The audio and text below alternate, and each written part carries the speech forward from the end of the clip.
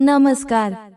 शुक्र ग्रहाच्या प्रभावामुळे तूळ राशी अतिशय संवेदनशील आणि भावनिक असते. ते लोकांच्या चेहऱ्यावर हसू पाहून आनंदी होतात, पण त्यांच्या दुःखात स्वतः हरवतात. त्यांना कुणाचं दुःख बघवत नाही, म्हणूनच ते दुःख स्वतःवर घेतात. हा भावनिक भार इतका वाढतो की कधी कधी ते स्वतःचं मन हरवतात. पण हा नोव्हेंबर महिना तुमच्यासाठी खास ठरणार आहे, कारण या नोव्हेंबरमध्ये शुक्र आणि सूर्य यांचा तूळ राशीत म्हणजेच तुमच्या स्वतःच्या राशीत संयोग होत आहे. हा एक विलक्षण योग आहे, कारण येथे सौंदर्य, आकर्षण आणि तेज यांचा मिलाफ होतो. नोव्हेंबर 2025 हा महिना तूळ राशीच्या लोकांसाठी साधा नाही.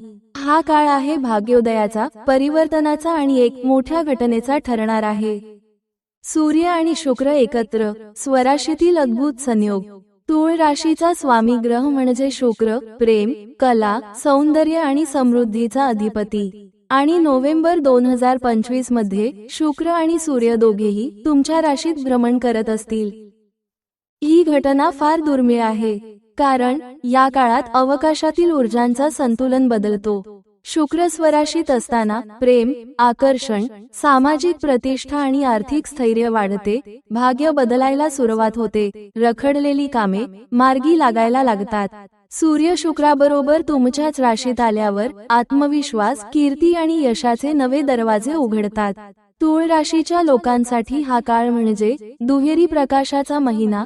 एकीकडे शुक्राचा सौंदर्य आणि प्रेम, तर दुसरीकडे सूर्याची तेजस्विता आणि अधिकार भावना. मोठी घटना, भाग्याचे दार उघडणार. नोव्हेंबरच्या दुसऱ्या आठवड्यात ग्रहांची अशी स्थिती तयार होते की तूळ राशीच्या लोकांच्या आयुष्यात एक मोठी घटना घडू शकते. ती घटना प्रत्येकासाठी वेगळी असेल. काहींना ती करिअरमध्ये बढती देईल, काहींना प्रेमसंबंधात नवा अध्याय सुरू होईल, तर काहींना आध्यात्मिक जागृतीचा अनुभव येईल. शुक्र सूर्य संयोग म्हणजे जग तुमच्याकडे पाहत आहे आणि म्हणतं की आता उठ, तुझं तेज दाखवायची वेळ आली आहे. करिअर आणि आर्थिक लाभ. तूळ राशीच्या लोकांसाठी नोव्हेंबर 2025 हा फायनान्स ऍक्टिव्हेशन पिरियड आहे. सूर्याच्या तुला राशीत प्रवेशामुळे नोकरीत वरिष्ठांचा सन्मान आणि नवीन संधी येतील. शुक्र तुमच्यावर कृपा करत असल्याने अडकलेले पैसे परत मिळतील, नवीन उत्पन्नाचे मार्ग दिसतील. व्यवसाय करणाऱ्यांना भागीदारीत फायदा होईल, पण सावधगिरी हवी, कारण शुक्र आकर्षण वाढवतो पण निर्णयात मोह निर्माण करतो. म्हणून प्रत्येक निर्णय विवेकाने घ्या. प्रेम आणि नाती. नोव्हेंबरमध्ये तूळ राशीचा हृदयभाव पुन्हा जागा होणार. ज्यांचे जुने नाते तुटले त्यांना पुन्हा समजूत आणि क्षमा मिळेल. ज्यांच्या आयुष्यात कोणी नाही, त्यांच्याकडे एखादी नवी व्यक्ती येईल जी तुमचं आयुष्य बदलून टाकेल. शुक्र स्वराशीत असताना प्रेम फक्त भावनेपुरतं मर्यादित राहत नाही, तर ते जीवनशैलीचा भाग बनतं.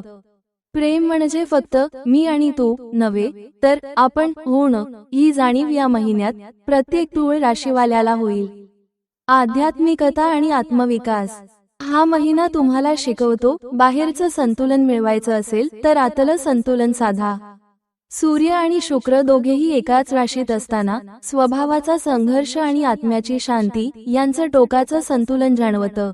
म्हणून रोज सकाळी ओम शुक्राय नमः आणि ओम सूर्याय नमः हे मंत्र 11 वेळा म्हणा. हे मंत्र तुमचं आभामंडल प्रकाशमान करतील. जीवन सुधारण्यासाठी उपाय. शुक्रवारच्या दिवशी पांढऱ्या फुलांचा हार देवाला वाहा, प्रेम आणि सौंदर्य वाढेल. रविवारी सूर्याला तांब्याच्या लोट्यातून पाणी अर्पण करा, आत्मविश्वास वाढेल. रोज सकाळी आरशात स्वतःला पाहून स्मित हास्य करा, कारण शुक्र म्हणतो आत्मविश्वास हेच सौंदर्य आहे. एक भावनिक क्षण, भाग्याचा संदेश. कधी कधी आपल्याला वाटतं मी खूप दिलं पण मला काही परत मिळालं नाही, पण या नोव्हेंबर महिन्यात नियती म्हणणार आहे तू दिलेलं प्रेम, प्रयत्न आणि प्रामाणिकपणा आता तुला फळ देणार आहे. तूळ राशीचं भाग्य चमकणार आहे.